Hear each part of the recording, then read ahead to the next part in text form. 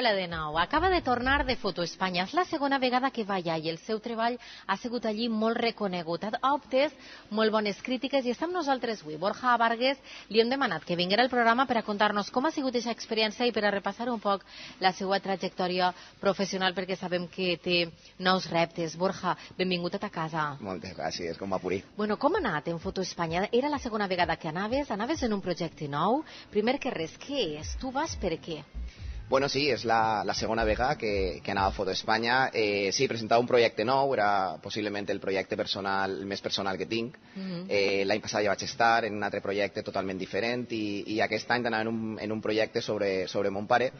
I no res, vaig presentar fa alrededor de 2 mesos el projecte i me'l van seleccionar. Em van seleccionar, em van dir que me'l preparara i he estat esta setmana passada en Madrid.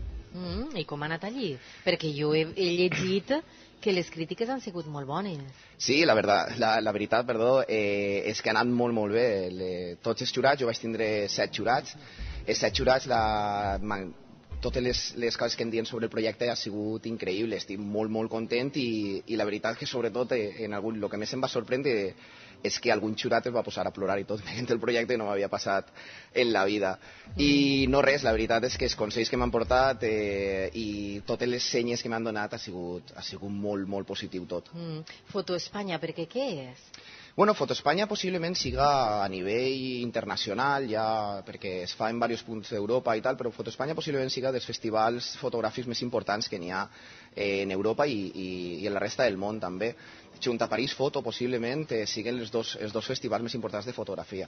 Dins de Foto Espanya mateixa n'hi ha diverses seccions, exposicions, n'hi ha xarles, n'hi ha tot tipus de coses relacionades en la fotografia i n'hi ha una part que és la meva que és descobriments, no? Descobriments Foto Espanya. Tu estaves com en aquesta categoria, no? Encara que per a tu també haurà sigut molt enriquidor anar no sols com a descobriment, o sigui, com un dels seleccionats, sinó també com a experiència professional, no? Per a poder assistir a aquestes xerrades, veure altres fotògrafs, altres exposicions, fotografies, etc. Sí, la veritat és que quan vas aprofites. Sempre sol anar poc de temps perquè per la feina i tal no em deixa, però els 4 o 5 dies que sol estar per allí o que intenta estar per allí ho aprofita al màxim, sobretot el tema expositiu. Solen vindre exposicions d'autors molt importants, no? Fotògrafs molt importants i sol aprofitar prou per anar i escapar-me com puga per a veure-les. Com és este projecte dedicat a ton pare? Com són aquestes fotografies? Pues bueno, dins dels projectes que sol fer jo i la fotografia que sol fer jo, hi ha el dia que és el més personal perquè bueno, és un projecte sobre, diguem, la crisi immobiliària que va haver fa uns anys que, bueno, segons en qui parles, estem passant-la o no estem passant-la. Entonces, és una manera de veure aquesta crisi d'una part molt personal, no? I és la part personal de mon pare, no? Com he viscut jo tots els anys eixos de la crisi en la figura de mon pare, no? Mon pare tenia una empresa de construcció, entonces, vulguem o no, pues, noten, no? Eixos de la crisi, entonces, és la manera que he vist jo, que he viscut eixos anys tan durs, no? Per a Espanya, i bueno, i per a la resta de persones que n'hi ha. I com ho planteges? Aleshores, un projecte el planteges de quina forma? Des d'un inici contes una història a partir d'unes fotografies? Sí, bueno, jo crec que com cada projecte comença en una idea. Una idea, en este cas és diferent perquè és una vivència, estàs vivint-ho, és algo que estàs veient-ho dia a dia, entonces el naix la idea de vaig a fotografiar, no? Vaig a fotografiar això que està passant-me i més en algo tan personal com en casa, i comences a fer fotos i poquet a poquet, perquè són molts anys, alrededor este projecte fa 8 anys que estic fent-lo. I són moltíssims anys per fotografiar això i entonces comences a fer-ho, la idea comença a fer-se, pares a lo millor un any, deixes reposar, pares a lo millor uns mesos i al final quan creus que ja està acabat comença a recopilar i comença ja el projecte verdaderament, que és l'edició de les fotos. L'anterior vegada que el van seleccionar en Foto Espanya fotografiaves la pista de Silla. Sí, és molt curiós. Que dius, ostres, com te s'ocorreix fotografiar aquest tipus de... Sí, bueno, pues quan vaig començar a treballar en València, anava de Gandia a València i passava tots els dies per la pista de Silla i em pareixia molt curiós com una entrada a una gran ciutat, o en aquest cas València, no? Com una entrada ahí podia tindre uns signes molt de, com diguem, pobres, no? Com que no és ningú lujo, no? No és un luxe d'entrada que el dona les ganes d'entrar a una ciutat, de veure... És com que com si fora l'entrada, no sé com dir-te-ho, és tot molt demacrat, coses fàbriques tancades, terrenys abandonats. Entonces vaig començar a fotografiar i vaig començar sobre aquesta idea, no? A pensar la idea de per què l'entrada d'una ciutat no és luxosa, ni, per exemple, en Madrid passa el mateix. Ni bonica, ni atractiva, són tot polígonos. Claro, polígonos i coses que no les volem, no? I les tirem per fora, no? Entonces vaig començar a pensar sobre aquesta idea i en aquesta idea vaig començar a fer el projecte de la pista de silla.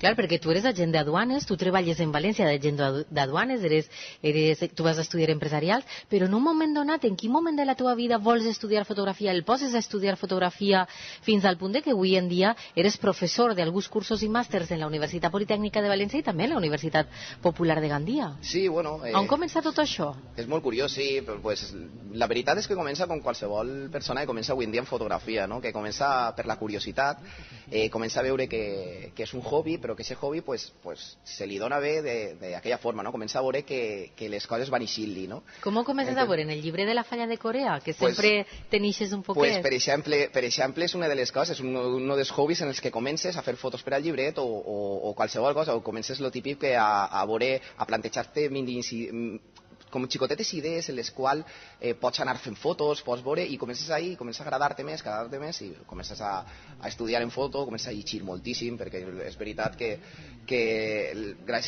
avui en dia, gràcies a on estic, és per tot el que he estudiat, per tot el que he vist, i sobretot els llibres que he vist de fotògrafs, perquè si no, sense això no seria avui res. Perquè diuen que una cosa és la tècnica, que això ho teniu més o menys tot clar, però després està el talent que posa cadascú a partir també de lo que ha après. Sí, jo crec que és el més important, sin duda.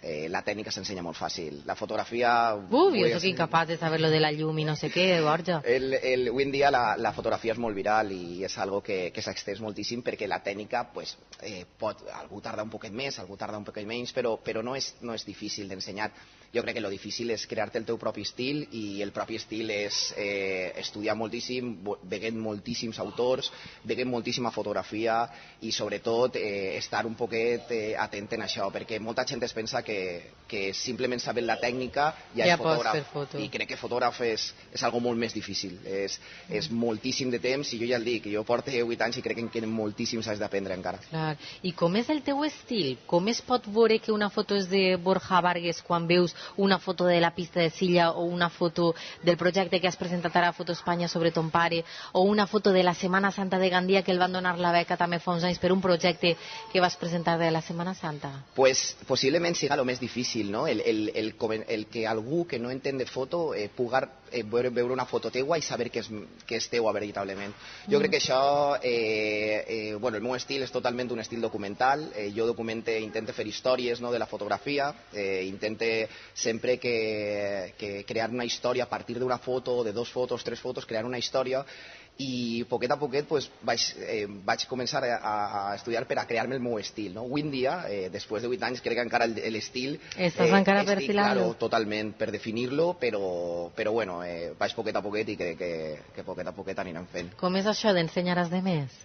Això també serà xulo, no? Sí, molt xulo. A un nivell més alt, suposa, en la Universitat Politècnica de València, i a un nivell més amateur, més aficionat en la Universitat Popular de Gandia. Sí, però al fi i al cap tenen molt que veure una cosa amb l'altra. Jo crec que és la part el que he conegut en la part docent, jo crec que és de les coses més xules que m'emporta de la fotografia i que espero seguir durant molts anys, no? El donar classes és algo que veritablement és un descobriment increïble, no? Perquè n'hi ha gent que no entén, que no sap de foto, i ensenyar-los, no? I poder ensenyar-los tot el que saps, pues la veritat... I tu també aprens, no? Totalment. A l'hora de donar classes, també tu quan fas un exercici a mi m'ha passat a vegades també que aprenc moltíssim al donar classes. Sí, jo crec que sí, segur. I a més, com l'exercici de preparar-te una classe el fa aprendre molt. Sí, és molt xulo. La veritat és que estic molt content perquè és una experiència que no m'esperava. De veritat va ser un poc de casualitat començar en tot el tema de la docència, i cada vegada m'agrada més, i espero seguir durant molts anys, que la veritat és que estic molt agraït. Bueno, un dels passos que has pegat fa molt poquiu, és molt recent, el tema d'obrir el teu estudi en Gandia. Sí, la veritat és que era una cosa que sempre ho tenia pensat però mai havia donat el pas. El tindre altres feines, no? A part de la fotografia, m'havia fet que m'esperara molt, no? I que sempre esperara el moment adequat. Este any he cregut que era el moment, totes les circumstàncies es pegaven al punt, no? de que hauria de muntar-me-lo ja, i estic en ell, o sigui, molt poquet a poquet, no tinc ninguna pressa perquè crec... Clar, perquè tu tens la teva feina d'agenda d'aduanes, vamos. Sí, jo tinc la meva feina, jo treballo en el port, entonces no tinc ninguna pressa en aquest sentit. Vull seguir en les coses que em porten a la fotografia, que és la il·lusió i no la necessitat de... Entonces, no vull tindre la necessitat de fer fotografies, no vull tindre la necessitat de ser fotògraf, vull fer-ho sempre per il·lusió i vull mantindre-ho així. I diversos projectes que tens ara en marxa també, tens alguns viatges per ahir. Sí, tinc els projectes. La veritat, els projectes que queden este any són prou il·lusionants. Tinc un projecte que anirà sobre la lluita que vaig a fer. Tinc pensat anar-me'n a Ucrània, també a Kiev, per fer els 30 anys de Txernòbil.